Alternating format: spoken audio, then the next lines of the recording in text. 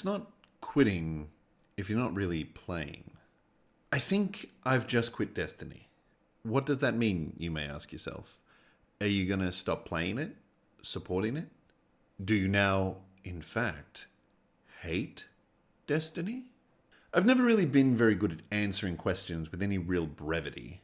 My loved ones can attest that when it comes to most things, why use one word when 100, or in this case, 1,500 will do? To best understand the whys, you need some context about me as a capital G gamer. I was raised with siblings, which meant that when it came to video games, we played together, and, more often than not, we played against each other. It's not an exaggeration to say that my mother would call us the Super Smash Bros, in reference to both the game's ubiquitous nature in our household, and the fact that matches often resulted in a regular brawl. Or was it a melee? Coming from the crucible of competition, as we grew older and my brothers and I moved out, I discovered quieter, less competitive single-player games. Now, puzzle games like The Secret of Monkey Island and Simon the Sorcerer had interspersed my experiences growing up. But it wasn't until games like Diablo and Fallout that collecting random nonsense in the hope that it would one day come in handy would become the bedrock for my gaming. And, let's be real, my real-life habits moving forward. Have you ever defeated a boss with maximum hearts in Zelda while only really needing a handful? Have you ever asked yourself, why? Why bother collecting them in the first place? I had honestly not really thought about it that much until I was 30 hours deep into The Legend of Zelda Skyward Sword HD, using my sword as a divining rod to sniff out another goddess cube, like a hungry little pig hunting for truffles, when it popped into my head. Why are you doing this? You don't need the hearts. Apart from a few choice words leveled at some less than ideal motion controls, you haven't really struggled with much of the game. What was it that made you want to spend hours of your life solving little puzzles and getting little rewards? What is a Skinner box? You may have heard of this before, but never really given it much thought. A Skinner box is a device that was created by B.F. Skinner, for whom it shares its namesake, and serves as a device for conditioning animals around performing simple actions. Pull the lever, get a treat. It was designed to test animals and their responses to various stimuli, and to train them to do basic tasks for rewards. I am sure you see where I'm going with this. Video games have been conditioning us for our whole game-playing lives to react to the bells and whistles. We are but slaves to the programming. And in the good old days, where games were released and played, and then we moved on from them, this wasn't much of a problem. See, unlike capuchin monkeys, humans are somewhat more fickle when it comes to what interests and influences us. Games fall in and out of favor as we ebb and flow, our interests with them. Do you remember that feeling that happens about the 3-hour mark of a good game? It's just past the tutorial, the major players have all been revealed, a conflict to solve, or a world to discover. There is a moment where just enough of the systems have tickled those motor neurons, and the hooks are in. The game has a direct line to your dopamine receptors, and all it asks is that you pull the lever. It turns out that's a pretty good time to ask for money. No. I'm not stopping for an ad read. I mean, when you're invested, brain flooded with the goodness sauce and ready to put your life on hold to just play one more level, that is the perfect time to remind you that the game has additional monetization.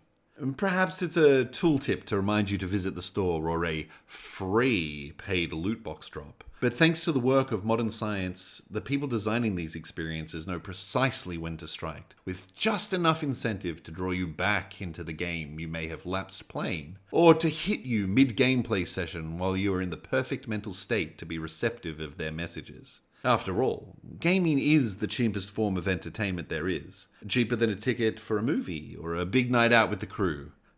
And you don't even need to put pants on. Money, however, isn't the only commodity that modern-day live services trade in. After all, you put the massively multiplayer in MMO. Player interaction with live service games keeps the lights on. Literally in many cases, as having players online and in lobbies informs how many servers are needed or support staff is required. It's not an exaggeration to say that when it comes to many games, there is no player versus player without the players to play the other players.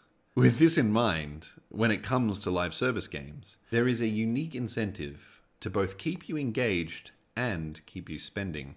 Games can overcome these hurdles in many ways, and over the years we've seen them all. Expansion, subscriptions, season passes, and I'm sure many more. But none have truly hit at the heart of my issue more than limited timed events.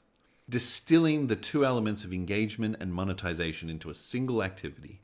The limited time event works to hit you hard to get you to spend, often through exclusive limited seasonal items, and to play regularly by putting these unlocks behind a playtime or engagement requirement. The limited time event relies on more brain science in the form of fear of missing out, or FOMO. FOMO came from a unique space where psychological science meets the savvy and morally dubious world of corporate marketing, taking many of the lessons we've learnt about how best to manipulate and condition people into performing gratifying tasks. FOMO aims to add a time gate to the Skinnerbox style system in an attempt to maximize engagement. What this boils down to is pretty simple. Pull the lever, get a treat. But amped up to the max, as those treats are only around for a short time, so better pull that damned lever while you can. I hope this is the context to understand what I'm about to say next. Why?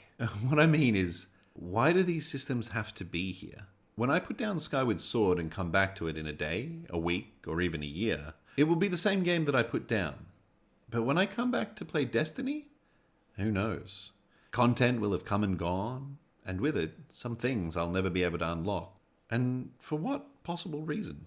Of course, we all know the reason. Money and engagement. While games have always been more or less a Skinner box, it wasn't until the current implementation of time-limited events that I have felt that I was truly being manipulated. Socially engineered to play at times that didn't best suit me, but instead the quarterly earnings of massive corporations. And quite frankly, that feels pretty gross.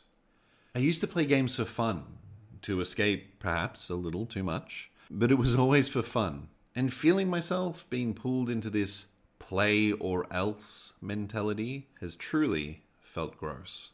I'm sure there are lots of comments, arguments, counterpoints, and I hope you put them in the comments. But I want you to think about that little pull every time you miss out on something in a game just because you had the audacity to play or do something else. As much as I love Destiny, I feel like I must let it go. I don't think its practices are particularly fun, nice, or fair. I don't like the direction I see the industry going, and I don't want my games to make me feel bad for not playing them. I don't like the feeling that I'm not really playing the game, but the game is playing me. So, I think I'm quitting Destiny. Then again, it's not really quitting if you're not really playing.